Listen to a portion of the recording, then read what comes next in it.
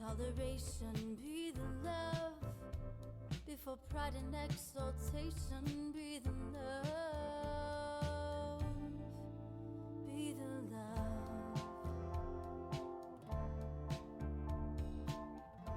You are listening to Be the Love, transcending through the shadows into a higher state of consciousness. We are souls on the journey, opening up the conversation to heal, awaken, and connect ourselves and the planet to a higher vibration of love frequency. It starts with you. Everything you need is within you. This is your time. I am Stacy Musial. And I am Sam Fernandez, and we are your co-hosts at Be the Love podcast. Thank you for tuning in and ascending with us. Hop on board the Ascension Bus. This is Adrienne Elise of the Supernova Soul Tribe. This is Nicholas David Mann. This is Dr. Brent Satterfield of Inner World Movement, author of Bringing Heaven Home. Hi, this is Dana Parker with Inner World Movement. Hi, my name's Steve Nabell. Here I am with Stacy and Sam on Be the Love podcast. Hello and welcome to another episode of Be the Love, Transcending Through the Shadows. I am Stacy Musial. And I am Sam Fernandez. And we are your co-hosts and souls on the journey. And thank you so much for tuning in this week. And if you've enjoyed listening to our show, we would be so honored and grateful for a 5-star written review on iTunes. Reviews really help the show become more visible and spread the word to others.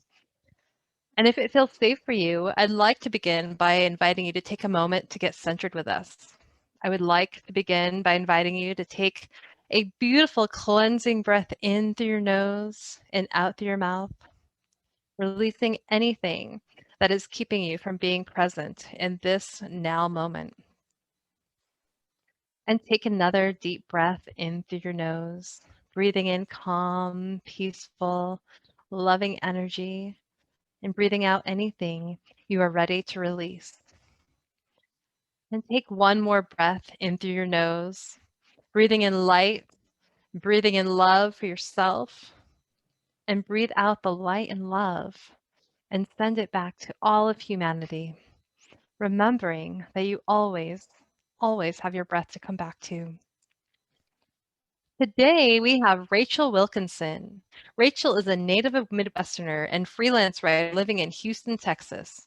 One day, she hopes to carve out enough time to write a novel about her misspent youth. But until then, she's created Lifemancy, the love child of her passion for spirituality and science. By the end of 2018, Rachel had driven her life into a ditch, unsure of the future, with nothing left to lose. She decided to magic her way out of misery. And now she's putting her lifelong interest of mysticism and the occult to good use. And she's taking Lifemancy fans along for the ride. Rachel is a writer by day and witchy podcaster by night. She is also an incorrigible storyteller who hopes the fates will finally smile on her. So thank you so much for being with us today, Rachel. Thank you for having me. Absolutely. This is so exciting. I would like to just start out by asking you if you could just share a little bit more about what got you started on this journey. Sounds like it's been quite the journey. Yeah. So, hi, I'm Rachel, and I pretty much like to say that my life was a dumpster fire, so I turned to witchcraft, and I figured it can't get any worse. So I don't get me wrong, I have kind of been into witchy things for as long as I can remember. I had my first tarot cards when I was 12. Mm-hmm. So I always had an interest in spirituality, occultism, otherworldly things. But I kept trying to live the life that everybody else told me I should be living.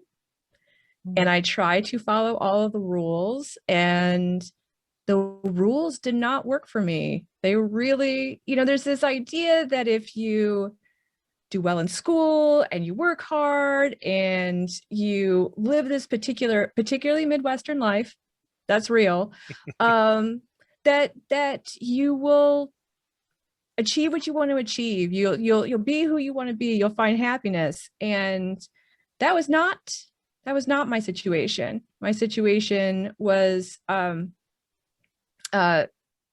don't know how deep you want to get into this, but I have also been sort of battling depression and anxiety my whole life. And I don't know how much of that was, well, I do know some of it is brain chemicals, but the other is fighting against this idea of the shoulds and the expectations and staying in your, this box that everyone wants you to live in. And then I would say, I mean, it's so, I'm almost embarrassed to say, because it's so stereotypical, but by like 39, I just hadn't achieved anything that I thought I was. I mean, I don't know if you're 20 years old and I was like, I'm going to write a novel by the time I'm 25. I'm going to do this amazing thing and that amazing thing. And then I was looking down the nose at 40 and for the most part had really failed at it. Had just either had never started or had tried and it didn't work out. And so I thought my plan Z was going to be a mom. And this was maybe not the greatest decision on my part because my rationale was, well, nothing else worked out. So why don't I let my child be part of the world and I will live vicariously through that? Like all of the wrong, worst reasons to do this. And then found out couldn't have children. Ended up going through all of that. And even that was not going to happen. So at that point, which was, I would say about 2015, 2016, I just took a nosedive. I mean, there's no other way to put it. I was deeply depressed. I was dealing with the grief, but I was also dealing with the midlife crisis and the existential crisis that came after it, because there is so much built on life as a mother and how you should be a mother. Again, you get in these shoulds, these expectations, and my husband, I mean, he was deeply disappointed. And so everything that we thought we were going to be or do kind of vanished, really sort of left us without knowing which way to turn. And while it sounds really amazing to have this unknown future where you can do anything and make any choices, it is also terrifying and sad because it's almost too much choice. I mean, a very long story short, I felt very purposeless. Sure. I felt like, I mean, at one point, I thought I was just I don't even know if I should say this, but I felt like a parasite that was just breathing air. It was just like, I am here to consume and then I'm going to die. And that is all I'm going to do. Right. So when you pair that mental trouble with depression and anxiety, plus you just have all of these kind of disappointments and then blow up a sort of dream, though I don't know if I would call it that since I don't know if I was doing it for the right reasons. Yeah, it left me in a state. And so I was sort of fishing around. I'd also lost my job too. So it was a universal cleansing of the slate. Like I just felt like the universe came in and said, none of this is for you. You're going to start from ground zero. And truly, really, truly, I thought, well, this can't get any worse. Let's go do some magic. Like there was, I mean, what is anybody going to think at this point? I had already sort of become this strange person that was not doing the things that she was supposed to do. How many more people was I going to disappoint? It didn't matter. So yeah, I had a very powerful experience with the Lord Ganesha, actually. And it has now changed the entire trajectory of my life. So for which I am very grateful. Thank you. Thank you, Ganesha. But yeah, so that's where I'm at. Yeah, it sounds like really just on that journey, and you thought your life was going one way, and then Ganesha, the universe, the experiences you've had leading up to that have really shifted into say, no, this is really the path you're supposed to be on, and coming into an acceptance of that. That sounds like it must have been really life changing and took some time to maybe get to that place of complete acceptance and or acceptance. But I'm wondering, yeah, so tell us a little bit about how that, the magic came into that, like magicking your way out of that and what that was like for you. Well, it needs a little bit of setup, but if you will bear with me for just a minute, I mentioned that I had lost my work. So essentially, I was working as a contract writer for an educational company. I was writing consumer economic kind of information, history information, but it was for software and a very typical job. The only thing that wasn't typical was that it was sort of freelance and I was able to work from home, but it was still had this very kind of just educational aspect. And the business had some trouble, and I ended up they couldn't renew my contract, and so I was left without work. And I kind of cast it around, and I thought, well, I'm a writer, I'm kind of interesting, I'm going to put pithy phrases on mugs and sell it. That's going to be my get rich quick scheme. And I started a little store with Amazon called Jabbernacks, which I thought was going to be so brilliant and so clever. And it was just one of these things. You make a mug, you throw it up there, and you hope it sells. And I thought, well, this is what I'll do. And then I decided to do my first crystal grid. I don't know if you know much about crystal grids, but there is a crystal grid that was about opening financial doors, starting a new business. It was it was definitely full of malachite and citrine and jade, and it was to Ganesha. And it was sort of this a ritual that you would do for 40 days. And it was just to kind of, I don't know, give you a blessing before you got going, hope, you're smooth sailing. It was just, well, if you know much about Ganesha, his whole being is sort of opening roads, opening doors. And so, gosh, so like I mentioned, it was 40 days. I made it to about 27, 28, 29, something like that. And then I had to go on a trip to Austin, and I was involved in an event there, and some of my baggage caught up with me, and I got completely distracted, and I didn't do it. I didn't do what I said I was going to do. So I got back, and I was like, I don't know. Day 40 rolls around because it was all very, very close. And I mentioned I was doing this Amazon account. On day 40, the whole account locks, completely locks, can't get into it.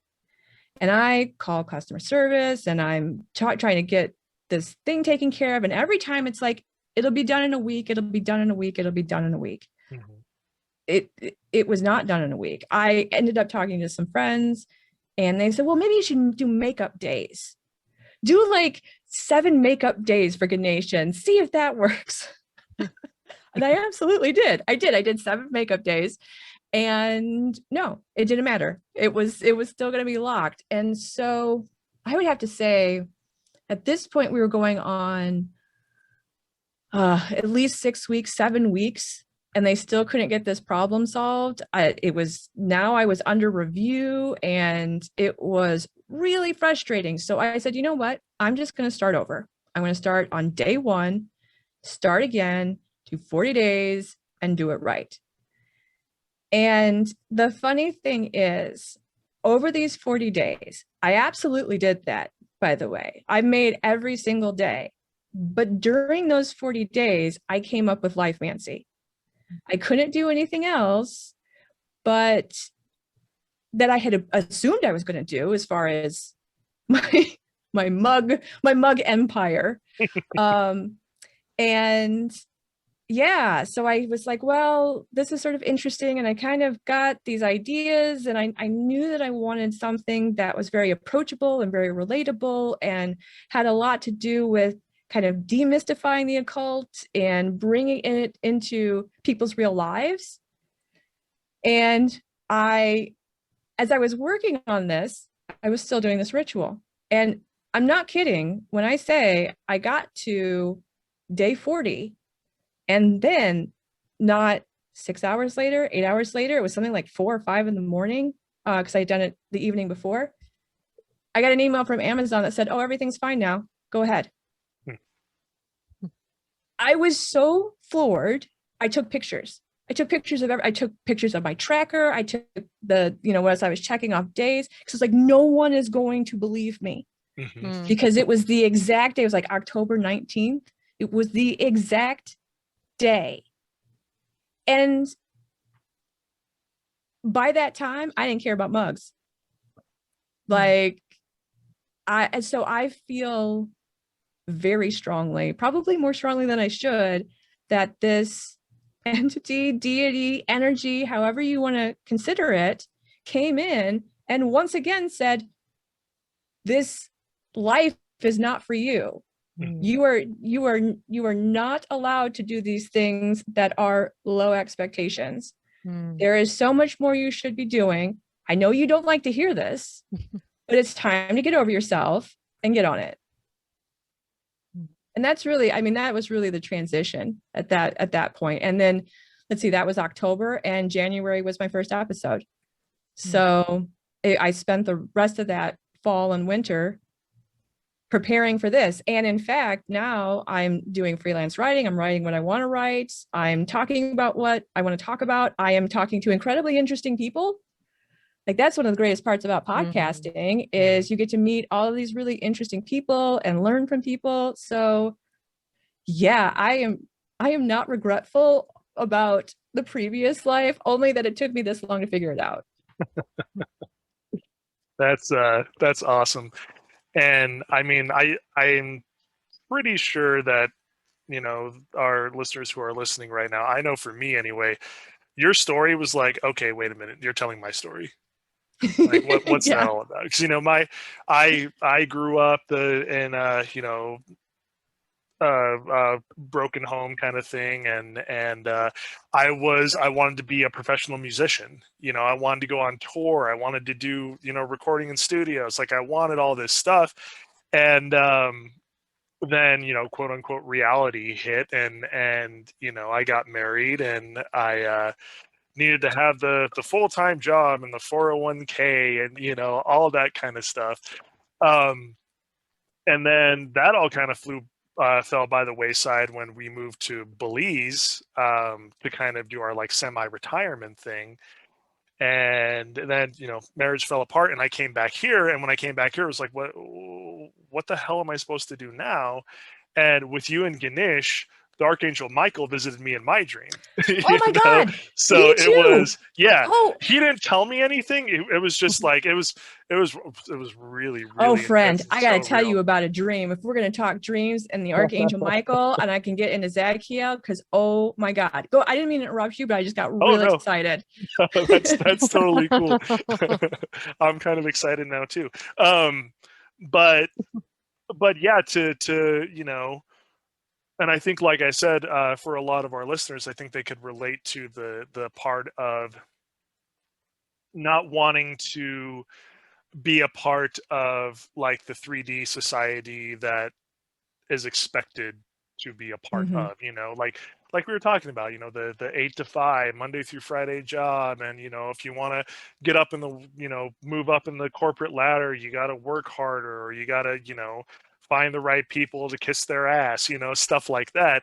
And then, you work until you're 65, you have your retirement, which unfortunately, I think most people by that time are so just run down that they're not even able to enjoy it. And then you die. It's like, that does not, that, I mean, that doesn't sound you've given your labor to either. the world for the years that you have lived, and now and I think for the most part, we don't do what we want to do, what we love to do, what we have a passion to do. Because, for me, I was, and I still am, afraid of, okay, well, what if I fail? With the 8 to 5 Monday through Friday corporate job where you're working for someone, that's at least that's a little solidity. It might not be what I want to do, but it's solidity, right? So what if I go this route and I work for myself, but what if I fail? And with your story, it's just it's such a cool story because you didn't fail. Like, you had these little like hiccups, but there was, and glad that you would like to call them hiccups. Well, they were hiccups. I mean, we're talking right now, and but they seem like failures, and I know for me, I've gone through that where it seems just like, this failure, nothing's going to go right anymore. And I also have anxiety and depression and all that too. But once you get through it, maybe a little bit afterwards, you look back on it, you're like, okay, that was a lesson. That wasn't a failure. Like with the whole Ganesh thing with you, so I don't know, just when you were telling your story, it's like, oh my God, that's my story too. And, with the magic and all that. And I'm not, too well versed in, Wiccan and things like that. I know a little bit about it. But I do firmly believe that magic is all around us, and it's not the abracadabra, poof, I'm going to pull a rabbit out of my hat kind of magic. It's the, we're still alive, the sun's still shining, seasons are still going, that kind of stuff. You know what I mean? So I just wanted to bring that out there. But if you want to talk about dreams, I'm up for that. Well, the only thing I'm going to say that I don't know if maybe Lord Ganesha and Archangel Michael are a tag team or something, because those two seem to work together and high-fiving each other in the corner, yeah, we got this one. Because I traveled to Salem. God, it had to have only been 3 or 4 months after I started the podcast, and I lived for a little bit in Boston, and my husband still works for a company that is located next to Salem. So we had this habit of going back, and plus I enjoyed it because it was always kind of witchy and it was a lot of fun. And so when we were planning this trip, I called a couple of friends. I said, hey, I want guests on the podcast. Do you want to be on the podcast? And they said, sure. I want to introduce you to a couple of people. And I went to Salem and I was talking to these individuals, and they were lovely and pleasant, and it was interesting interviews. But I had Archangel Michael stalking me, straight up stalking me. He can be a stalker. Yes. So there was a store. I had never even been to this store, but it was, you need to come to this place tomorrow. Somebody said, I need to teach you, or I need to introduce you to this person, et cetera, et cetera, et cetera. The things, how that works, right? You get talking. I walk in and their patron is the Archangel Michael.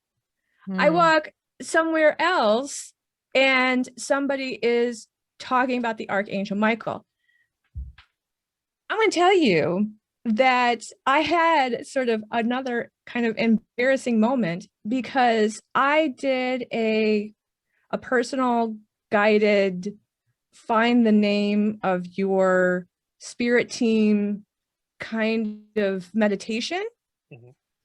And I had been spending months talking to Michelle. I thought it was Michelle. And I went and I had this woman, she was lovely. She did aura drawings and she would draw your aura. And she's like, what is this big blue thing that is just you? Why won't you listen? Why aren't you doing what you're told? And I said, I don't know what that is. And well, there is someone trying to talk to you. And I said, well, that's probably Michelle.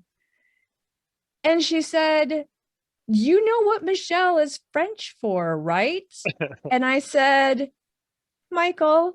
And she's like, yes. So that dude has been on me for a while. Yeah, I can totally relate. And like I said, he came to me in a dream, and like I was able to like feel like the feathers on his wings and like the tunic, like the material, and I could still feel it when I rub my fingers together. It's just crazy. But yeah, he is a stalker. He can be a stalker, you know, and he's actually a huge part of my spiritual team. I come to realize, but yeah, I just think that's, you know, it's so cool how the, you know, the guides and the spiritual teachers and the masters and stuff from the higher realms, how they can come into you when you least expect it. And it's like, whoa, shit. Like it's not like a subtle like knock knock knock, hello, anybody home? It's like I'm busting through the door.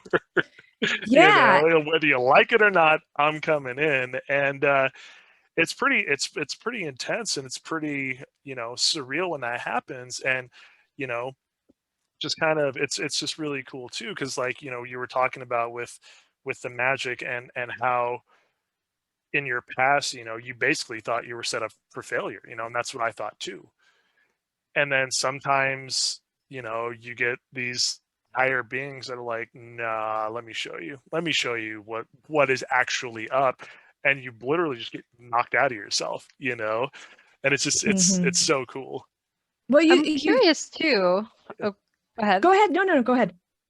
Well, as I'm sitting here listening and reflecting, and I'm wondering if like other listeners might experience similar thing as I am, like, because I was just having a conversation with a friend the other day, which, so for me, like, I've never had any of these experiences. So like, I've never had like, you know, felt Michael or anybody else come to me unless I consciously connect with them.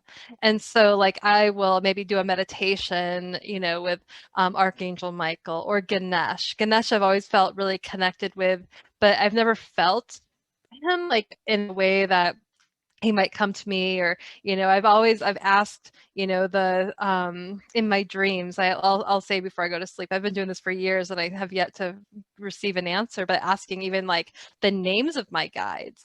And so I'm wondering what you would tell someone who hasn't maybe had those kinds of experiences, and maybe how they can connect on this level, because you know, I've meditated for years. I've been on the spiritual journey since I was, well, like, you know, 12 too. I remember just, you know, doing astrology and things like that, and really connected. And so it always felt like there was maybe a disconnect, or maybe something like maybe I don't have guides, or which I know is not true, Well, because I'm very protected. I do know that. But it's like, you know, that's kind of a thought that popped in my mind. But I was just really curious what you might say to listeners that haven't had these profound experiences like that.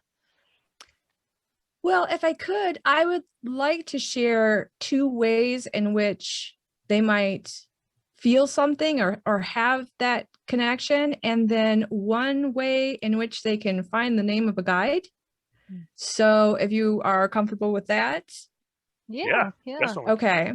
So first I have to say, it's not so much feeling, at least for me.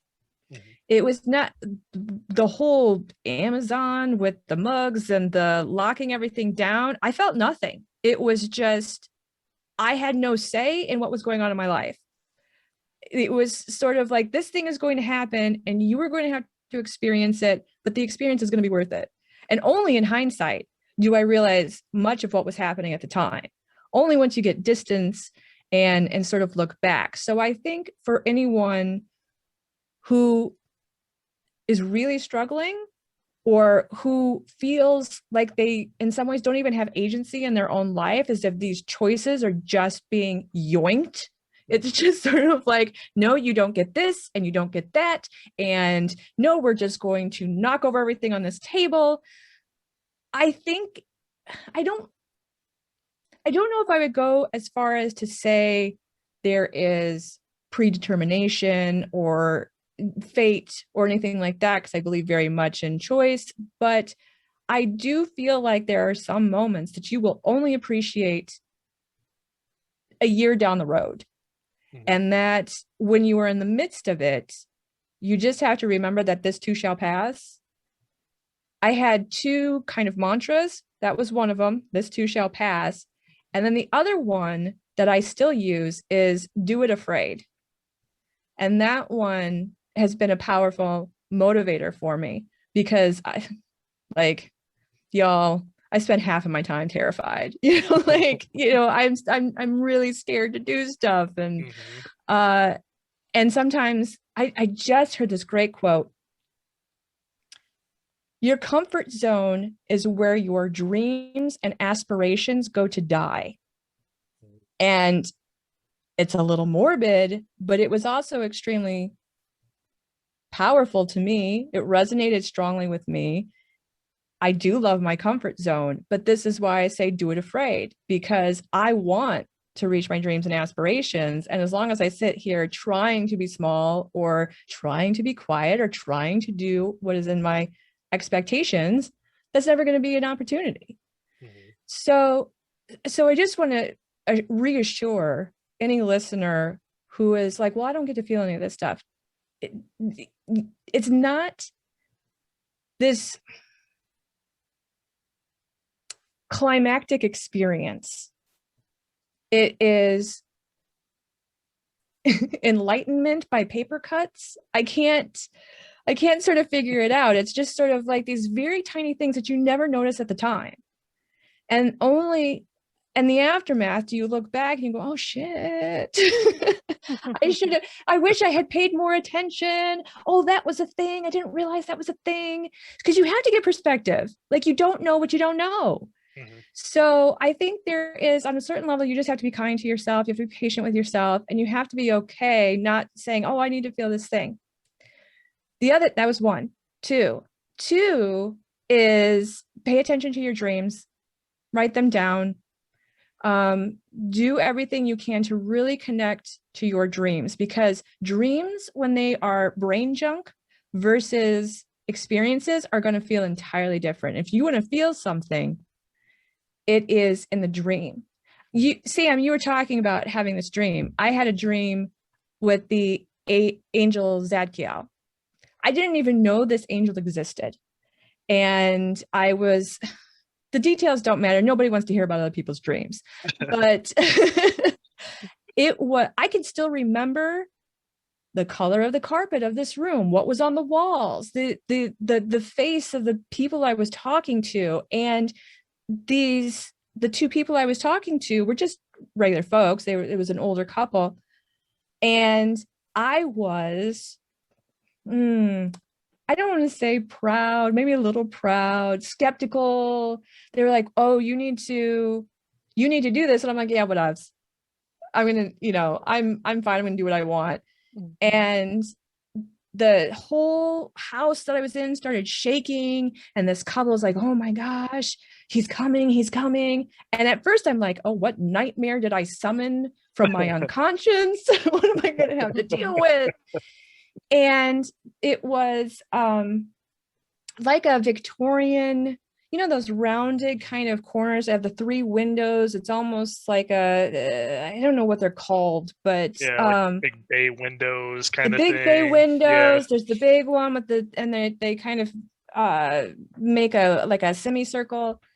Well, this suddenly fills up with purple beams of light flooding this room. So brilliant.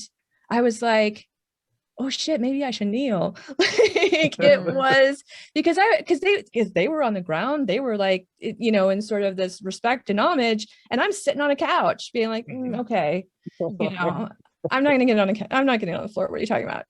And this light comes in, and I saw this humanoid shape as an outline of the humanoid shape floating there outside this window, not even speaking, but I knew exactly what it was. And that's the strange thing, because I'm a Presbyterian. Like, I'm not even Catholic. Like, there's, I was raised as a Protestant and in somewhat of a Christmas and Easter kind of religious way. And so I had this essence of, okay, this is an angel. This is something incredibly powerful. I did get on my knees. Like, I'm not gonna lie. That was enough where I was like, okay, I'll do this. But yeah, I remember everything about this dream. I didn't have to write it down. It's a memory. It's not brain junk, you know, it's not this thing that you forget as soon as you brush your teeth. So I ended up the next day looking up what's purple. You know, what I knew it was an angel. I knew it was purple. That's all I had. And I read about Zadkiel, about how purple was their color and how it was about healing and healing past trauma. And it was just incredibly powerful, because for me, it was this experience of saying, no, we're here. You got this. And yeah, you know, maybe do some kneeling and, you know, we're good. And so there are these dreams. I'm sure some people have dead relatives that they talk to, and it becomes memories instead of thoughts. So my advice in that sense would be, keep a dream journal, write everything down, do it as much as you can. But I mean, you're going to know. I really do. But you have to tune in. If you're not wanting something, I think I remember, I would repeat, I will remember my dreams. I will remember my dreams. I will remember my dreams, you know, as I'm going to sleep, because you have to have some intention there. And you have to have, and you have to have a little bit of practice, which is the writing down. So if you have a dream, if you wake up, write it down, talk it into your phone. Even if you are embarrassed to hear your sleepy voice in the morning, you need to know what you're dreaming about. And you also have to train your mind to pay attention. So, and those little activities, those little kinesthetic activities also help you do it. Now, I know I'm talking a lot, but one more thing then, if you would like to know the name, all you have to do is ask.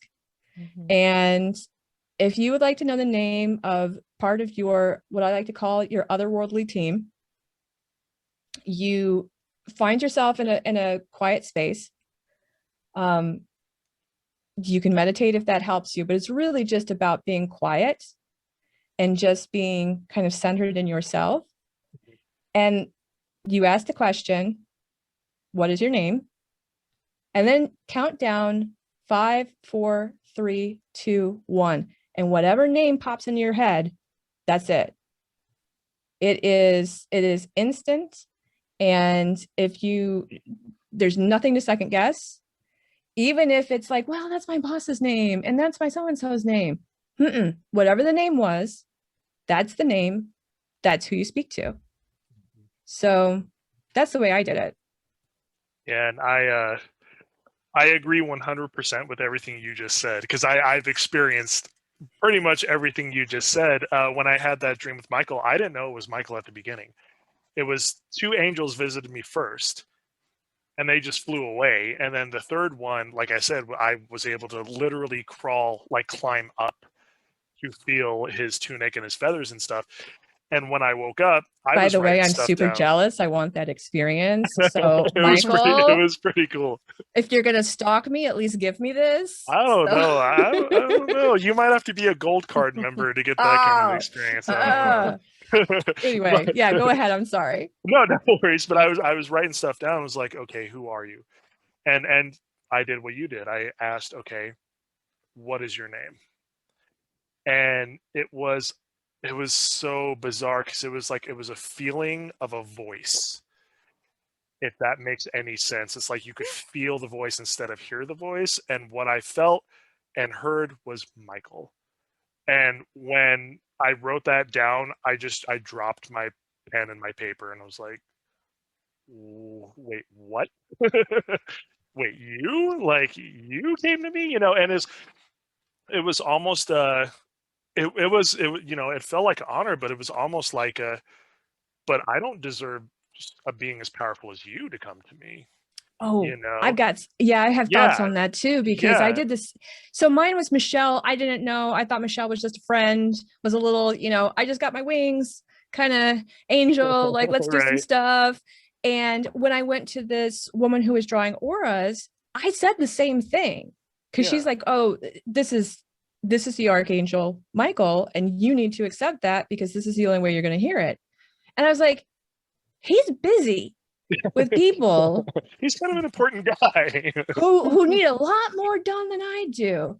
Right. And she laughed at me because she's like, this is a being that you cannot fathom or comprehend.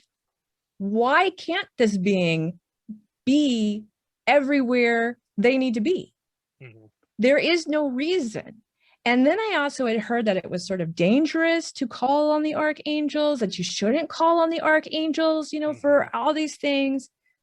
And she really gave me a lot of validation and just calm by saying, I think the angels know what they're doing. Yeah. Don't worry about it. Like, why are we the ones that are sitting there saying what angels should and shouldn't do? And yeah, no.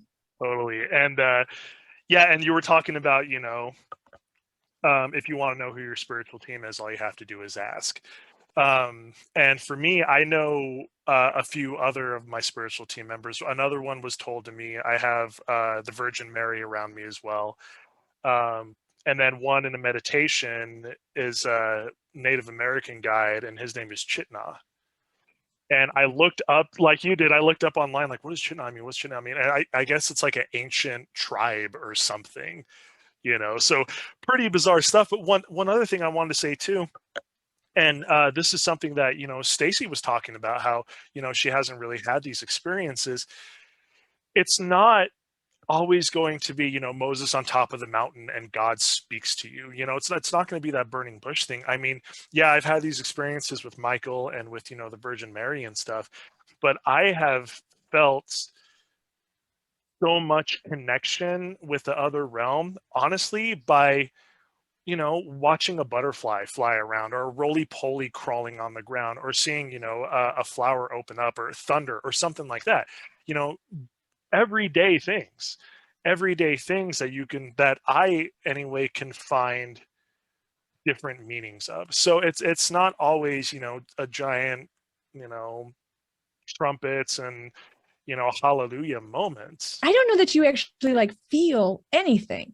I've never felt a thing. Like, I'm, you know, that's why I was like, I want the tunic and feather experience. But I have billboards, like literal billboards. I will ask a question and the next billboard will give me the answer. And it happens occasionally where it's just, I'm so focused on something, and then it's, well, billboards kind of like they're positive affirmations anyway, but some of it is really so relevant. So it just feels like there's these little messages. Right.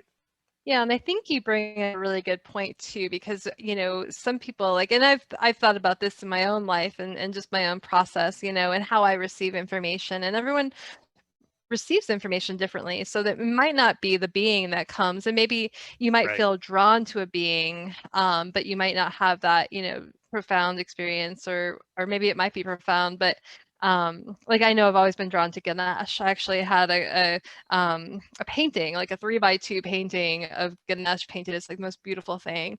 We actually interviewed the artist, but it was, you know, just something I've always been drawn to. But then also those messages, you know, you receive like in the world, in the universe, like I can, ask a question and say, okay, the next time I, you know, if this is my path, you know, the next decision I make, you know, show me, you know, maybe a double or a triple digit of 9 or something, or 7 or 8 or whatever number I'm looking for, you know, and that will like appear within my my awareness like pretty quickly, or I'll say, you know, give me you know, a sign, a symbol, you know, let me have the symbol in my awareness, or whatever it is. And then others, you know, at other times I'm very connected with energy, so I can feel energy around me, and, you know, trees, nature, and things like that. And that has been my connection as well. But I also, one of the things I really wanted to kind of go into today, that I know we kind of talked about, is because I know your podcast, Lifemancy, you talk about so much, and there's so many rabbit holes I think we could go down. But I'm really interested in that topic of astral projection. I know we talked about and I'm like- everything else except why I'm actually supposed to be here to talk. Sorry, y'all. It's a good lead. It's a good okay. lead-in, though. It's a good okay. lead-in. This is all beautiful discussion. I love it all. But I do want to, just take a maybe deep dive into that and find if you could tell us a little bit about, well, for our listeners who don't know what astral projection is, if you could just kind of give us an overview of what that is, and let's dive into that. Yeah, for sure. So astral projection is just the ability to leave your body, in a sense. It is well, some people think it's separating your soul. So others think it is a mind journey. But it is this idea that your body is chilling wherever you're chilling, bed, living room, whatever, but you yourself are able to travel to different dimensions, travel to different places in the world, travel to different times based on how you want to do this astral projection.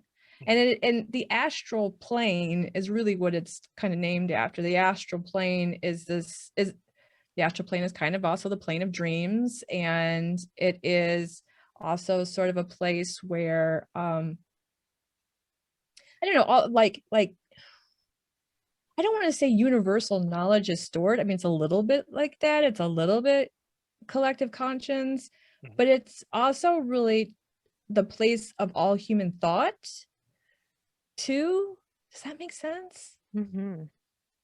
And so it's the idea of just taking this visit. And I have found astral projection incredibly interesting, mostly because I can't do it. And so I think, remember when I said I was kind of a coward and kind of afraid? Like, yeah. So I have this little block because I'm also terrified of the idea of leaving my body. I love my body. It's very comfortable here.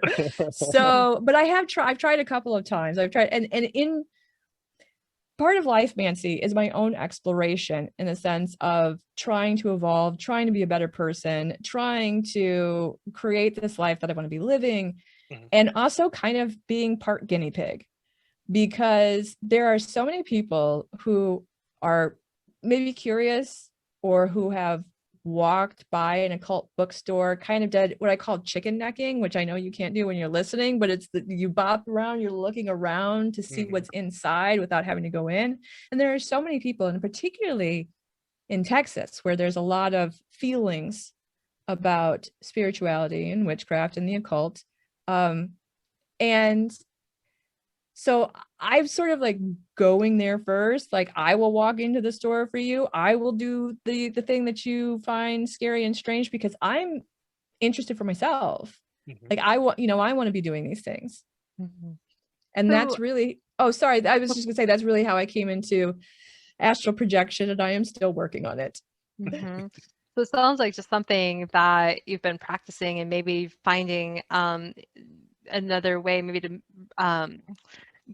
leave your body, or maybe start to feel safe in doing that, but being kind of that guinea pig for your listeners. And so I'm wondering if you could maybe tell us a little bit about maybe your experience with that. It sounds like you've done it maybe a time or two. Well, yeah, I've done. I mean, I practice all of the time. I also had the Lucille Light experience, if you have ever heard about that. So let me start with some history, because that is the other thing that I really like to do in Lifemancy, is give people real life history, real life science, like how do these things come together?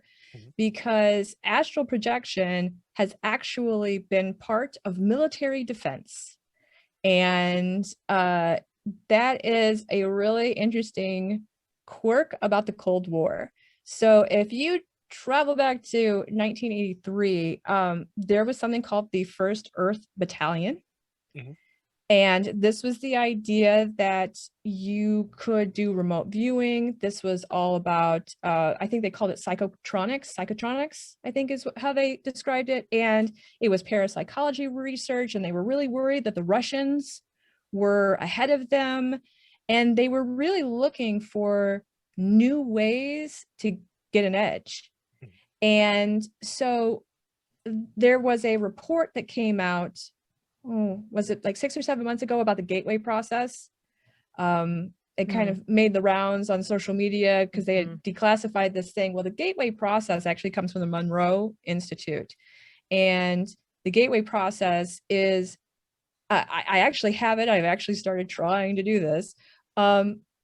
It's trying to get you to, well, really welcome astral projection. I mean, it talks about brain entrainment, which changes the frequency of your brain waves. You have hypnagogia, which is sort of the threshold between waking and dreaming. And so they're trying to induce these things, but also teaching you how to be safe while you're doing it because of, and now you're gonna, I don't know if you believe me, but interdimensional beings.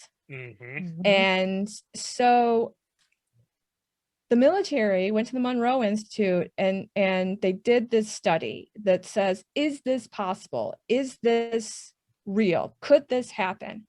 And that's where that gateway process paper comes from. I think it was the CIA or something that went around, because the long story short is that the individual who was doing the research said, well, there's not anything that makes it not possible. And there are aspects of this that would suggest that perhaps it is real.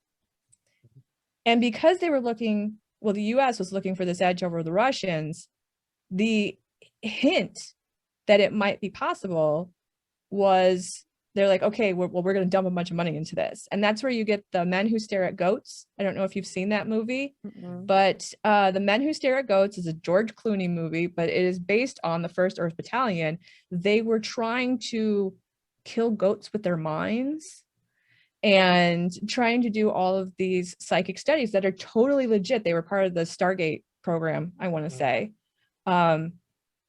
And so, because they had this idea of this new mental battlefield. And so coupled with that, you have to fast forward to the future, is that you have 2 Austrian doctors, one of them named Winkler, who was studying near-death experiences. And what he was discovering is in the near-death experiences, people were seeing this light. They were having these profound experiences. They were coming back changed, completely changed. And so when he was working with people who had a lot of trouble, if he thought if he could simulate the near-death experience, it could short circuit the mind, give them the same sort of profound transformation. And so he got together with another researcher, one of his friends, and they turned their espresso machine into the prototype of the Lucia light, which is a big bright light that they put in your face.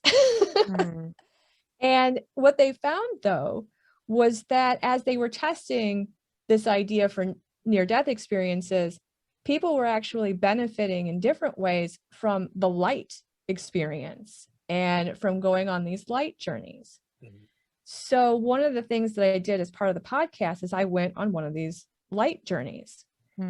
And they have different patterns. I mean, it's over the years, they've collected light patterns, and you lay on the ground and there's a big circle LED light above you. You have your eyes closed and there's different flashing, and the patterns end up creating individual experiences on the inside of your eyelids. If you ever get the chance to try this, definitely try it, because it's a trip, like, regardless. It's psychedelic and it's fun but weird. And but that the whole idea is, again, to create this sense of hypnagogia and brain entrainment, and to detach from your physical state.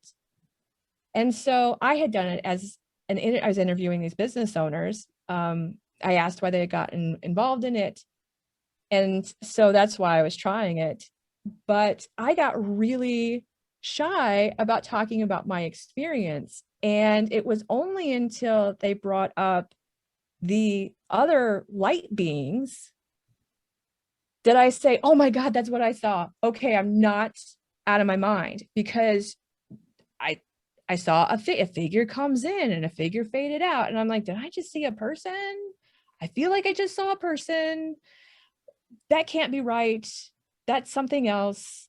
And I'm really quick to dismiss much of my experience. And it was only until they were talking about having the same sort of dimensional beings did I feel comfortable talking about it. So these dimensional beings are kind of what keeps me locked in my body, because even in the gateway process and even in the Stargate program, even in that CIA paper, they talked about the possibility of what happens if you transcend dimensions and meet an enemy, because it was the Department of Defense. So they were sort of like, how do we train our soldiers to fight transcendental monsters? And which I thought was incredibly interesting. But there is a sense that these beings are very, very, very real. And so when I have tried astral projection, and I can give you a whole list of tools that you can use to try it on your own, I was like, oh God, the monsters are going to get me. Like, just as I'm about to sort of pull that rope, that invisible rope that pulls you out of the body, I'm like, okay, well, I don't know how to deal with that yet. And I don't have a lot of experience with it, which is why I also found your previous episode so fascinating. I don't have experience with star seeds and that whole aspect of light journeying, but I am very much into the science and the history and the research of it. So one day, and like I said, happy to give you tools, and maybe you will have more success than me at sort of letting go and letting those blocks dissolve. Yeah, that would be awesome for the tools, and that's some amazing stuff. I've read a little bit of the Gateway Project too, so I kind of knew what you were talking about with that. But one thing that really kind of perked my interest was when you were talking about the interdimensional beings and the anxiety and the fear that goes with that. I think I've astral projected by accident before. I don't think I've ever actually done it on purpose, but I have, read and listened to stories of people doing it, and you just said it too, that there has been studies of people that have gone to the astral plane and have come back different. And immediately my mind goes to, okay, well, is it possible if you do astral project and your soul leaves your body, is it possible for another being to enter your body? Okay, well, now I'm never astral projecting again, Sam, and it's all your fault. You haven't heard this before? I thought it was like I did not think about that. I just thought I was going to be like fighting monsters in my mind, like I didn't know what it was, but now I'm going to get possessed. Great, awesome. Thanks. Well, I don't know. And real quick, I also want to add a disclaimer for that light projection that you're talking about. We at Be the Love podcast do not condone that practice if you are prone to seizures. Oh, yes. Don't do it if you're prone to seizures. No. Yes. Please. I am not a doctor. There we go. Let's add that. You need to talk to a doctor and read all of the warnings and do what is right for you. Yes, exactly. Yes. But yeah, because that has always been like my holdback to actually, physically attempting to astro project, is the fact that, okay, well, what if I'm so far gone that I can't bring myself back, and then something else comes into me? Because like I said, I've read stories about that, and it could just be, because you have witnessed so much stuff that you come back differently, kind of like the, Kundalini thing when, the snake uncoils, and all your chakras get lit up, you're not the same anymore. Yeah, you're never coming back from that. So exactly, like you as you are right now are Mhm. never. And it's a lot of people would consider that enlightenment. You know what I mean? So I was going to ask you how safe it is to astro project, and you probably would have had a different answer for me if would I have had a didn't tell different you. answer. And I think along that line, though, I'd love to hear, the safety of it, but also how do you bring yourself back? Yeah. It is this idea of a rope. So I mean, it's simple in that the idea is that when you get into a meditative state, I'm sure many of you have sort of lost track of your body. You don't feel your hands. There's your mind is awake. You aren't asleep, but you almost feel like you're floating, or you could almost feel like you're heavy. Your physicality changes. And when you reach this point of having lost your physical self, the idea is that you imagine a rope coming up from your chest or your stomach or just above you, and you climb that rope. So you imagine yourself hand over hand pulling this rope. And then the idea is that you continue to keep the rope. And it's the idea that this rope is your tether to your body. Mhm. And that as long as you maintain that hook hand, that sort of tether, then you just follow the rope back. Like I said, I sit here saying all of these things, not actually having accomplished it. I'm sorry, but I keep trying. We're all on a journey, right, to try these things. And I'm wondering too, like, just with astral projection, and entering, different realms and things, but I'm wondering, like, how can we use it to discover more about ourselves? Well, I think there is just something beneficial about being quiet with yourself. Mhm. I think that alone is very, very difficult for people. And so there's an inherent benefit that, whether it's meditation or mindfulness, but sitting and having to clear your mind and do all that, total benefit. But there's also, just like you said, there's this aspect of if once you release the kundalini energy, you're never going to be the same person again. Mhm. And there is also benefits in courage, strength, resilience by even trying. And what I have found is I believe that curiosity is my superpower. Like, my ability to be curious about all of the things in the world is really what drives me. But actually taking action, actually participating in that, actually setting up the appointment and walking into the place takes courage and confidence and these sorts of things. So I feel like a lot of these tools, whether it's astral projection or whether it's divination or whether it's magic, is really about leaving behind the expectations of the past and leaving behind what holds you back and trying something new, even if it's weird. Like, get a little weird and explore the edges of that box that you're living in. And because there is far more out there than anyone understands. I almost became a scientist, and regardless, like, there is far more out there than scientists understand. There is also, I will also mention that in astral projection in particular, there is a part of the brain, which of course I can't remember the name now. It starts with a P. If somebody knows it, The pineal gland? No, it's not the pineal gland, but it's something between your frontal cortex and back there. And there are studies in which, when this aspect of your brain is stimulated, you have an out-of-body experience. Like, you do not feel attached to your body, that there is something in the mind that that Pituitary? creek. No, it's not pituitary. I will look it up. I will Pineal. find it for you. Let's spend the Yeah, rest I of the will. show guessing what it is. Yes, it's you know, I should have written it No down. I worries. didn't even think about it. That's fine.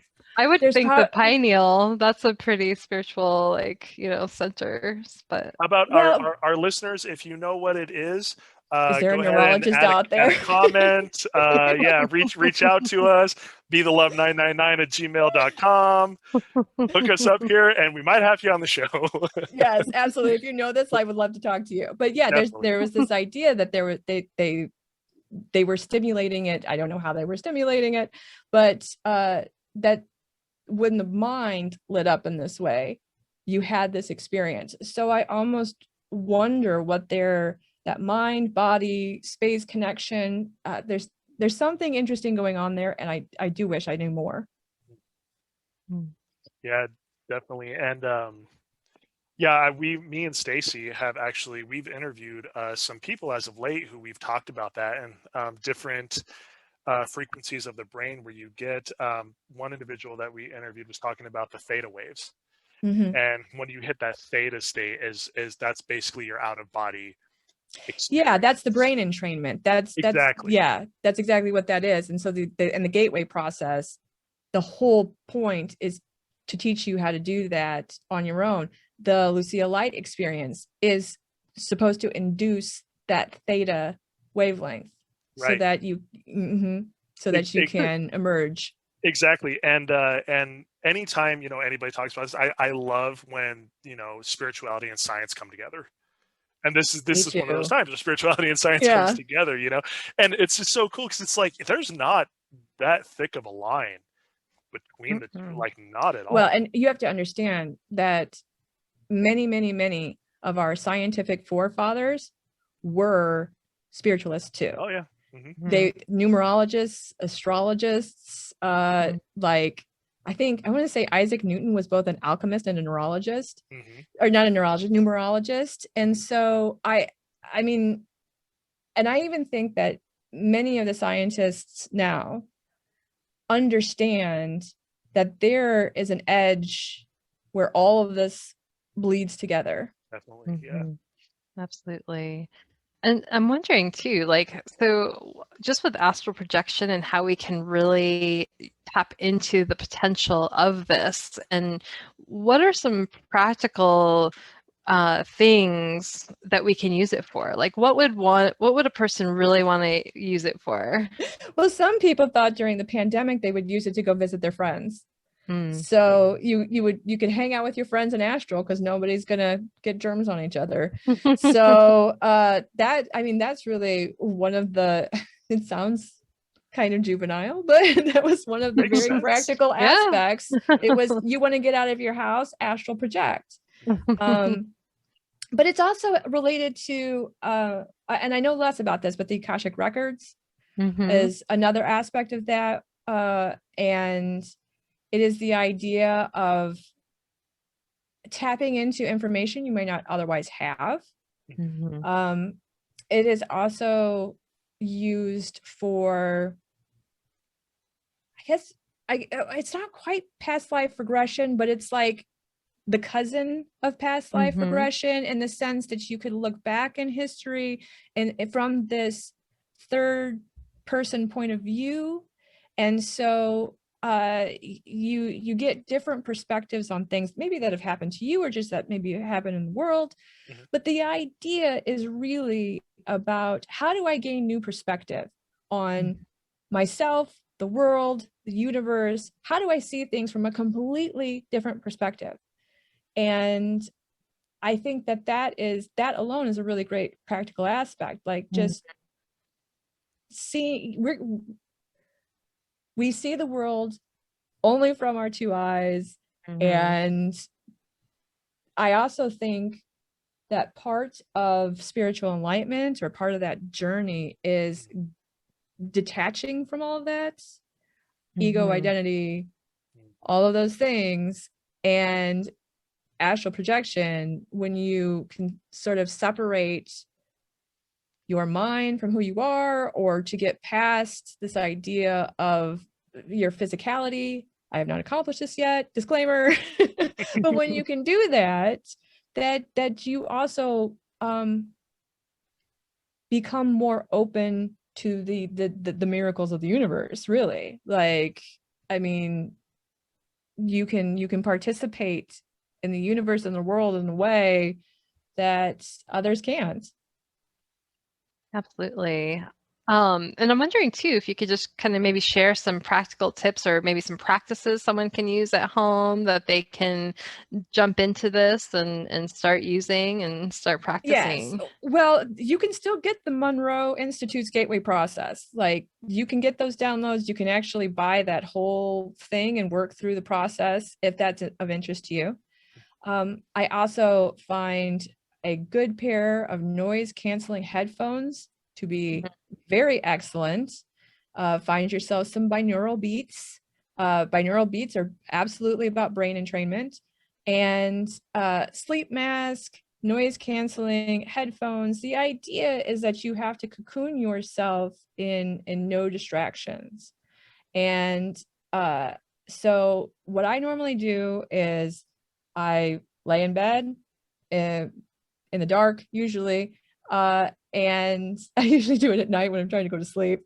But sleep mask, music, the headphones, have all of this on, and then there is a shift that you can make in what you see.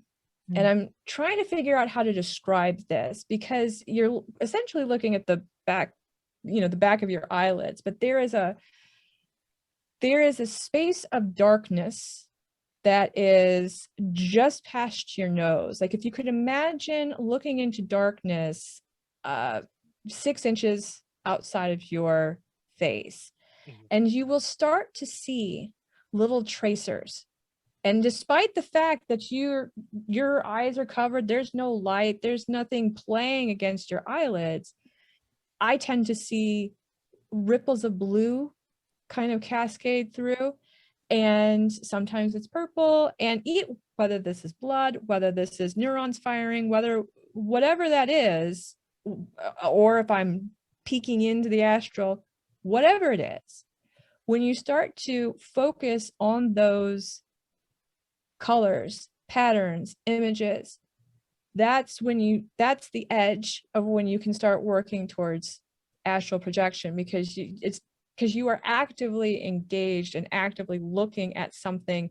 That's how your thoughts, the grocery list goes away, your concerns go away, because you're actually watching something in front of you. So, but there's a slight, it's very difficult to explain, but there's a slight shift in where you focus your eyes, like where you would be looking at. So if you imagine if you were reading a book, it's kind of like book distance, then you might be able to see that. But again, build your own cocoon, definitely. Awesome. And I actually have a question too. Is there like a specific frequency of binaural beats that you would recommend for astral projection?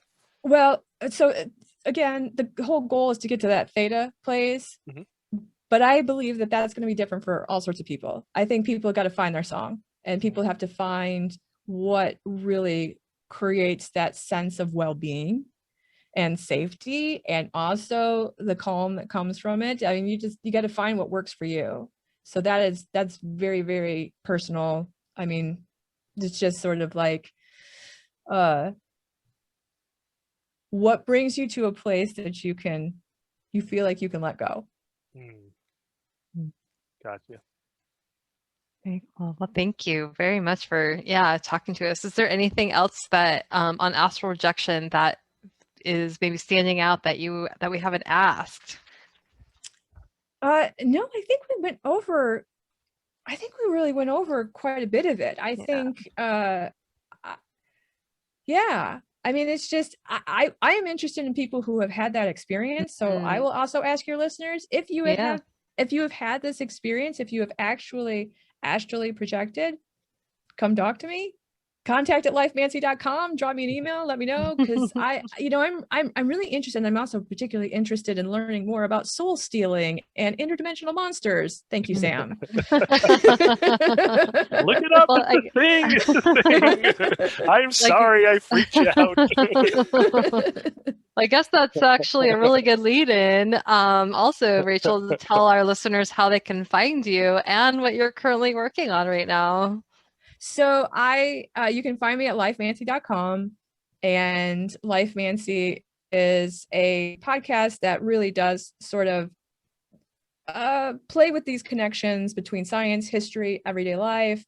It's heavily storyteller based, since that's kind of what I do. So you get my personal stories along with historical stories. I also try to put things in context for people so that, again, you can feel like you can try little things. It's very much magic for everyday life. And yeah, and I'm on Instagram, I'm on Facebook. Just type in Lifemancy, you will see a bunch of stuff. What I am working on right now, I'm very excited about, because I am currently studying Qi. It's Chinese metaphysics.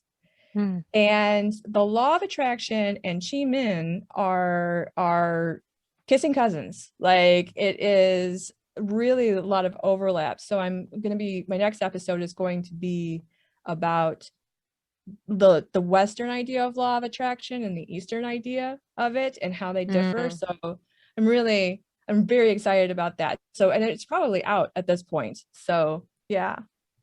Oh, very cool. And I want to make one thing clear real quick. I wasn't talking about soul stealing. I was talking about body snatching. Okay? Body snatching, pod people, yes. Two completely different things, Rachel. Soul stealing and body snatching. Okay. Right. Fair. My soul's still there somewhere. Thank you. Thank you for that distinction. Well, thank you so much, Rachel, for being here with us today and just sharing your experiences with us. Oh, but thank you for having me. It was a great conversation. Loved it. Yeah, absolutely. And thank you for listening to our show. Stay tuned for more episodes being released on Mondays at 5:55 a.m. Mountain Standard Time. And if you've enjoyed this show, we would love a 5-star written review on iTunes. And of course, please show the love by sharing it with your friends. And if you want to support the work that we're doing, please consider making a donation to our show by visiting our Patreon website at patreon.com/BeTheLovePodcast. And until next time, love yourself, love each other, and love the world. We love you. Love you guys. Take care. We'll talk to you later. We at Be the Love Podcast are honored to be supporting the Kamoti Foundation, which is a nonprofit organization in Uganda that is working to build a school that will promote and support healthcare, education, skills development, feeding the hungry, human rights, and environmental defenders. Their goal is to work with young mothers and single mothers, street children, and vulnerable families who lack nurture as they guide them to become productive individuals, which will lead to a productive generation. Please see our show notes on how to become a donor, mentor, volunteer, or sponsor. Thank you, Heather Lynn, for providing us with your beautiful song to accompany our show, Be the Love. If you would like to learn more about Heather Lynn and her music, please visit her website at heatherlynnmusic.com. And thank you, Chrissy Grace at Leading Edge Productions for the beautiful design and graphics. And thank you for tuning in. And until next time, we are souls on the journey. And thank you for hopping on the Ascension bus with us. And remember, there is always a seat for you.